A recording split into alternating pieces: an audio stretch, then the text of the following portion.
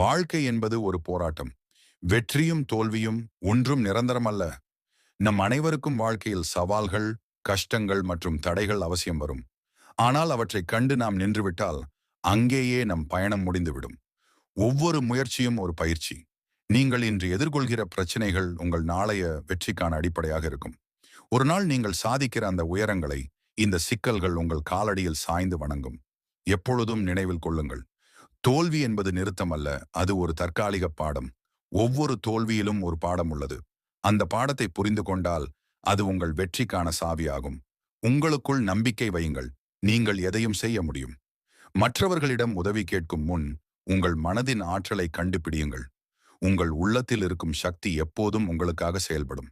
உதாரணம், பசுமை சிங்கமாக விளங்கிய அப்துல் கலாம் அவர்கள் ஒரு காகித கடிதம் எழுத தெரியாமல் இருந்த ஏழை பையனாக இருந்தார்.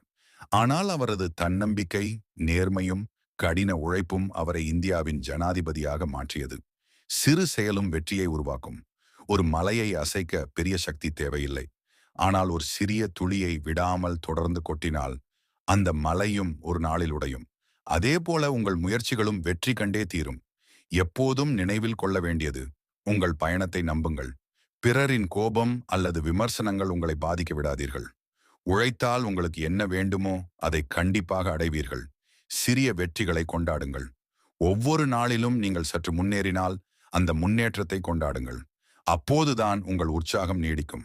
நமக்கு வாழ்வில் எதை சந்திக்க வேண்டியிருக்கும் என்பதை நாம் நிர்ணயிக்கலாம். இது உங்கள் வாழ்க்கை. உங்கள் கனவுகள் மட்டுமல்ல, உங்களின் ஆற்றலும் எல்லையற்றது. உழைத்து சாதியுங்கள்.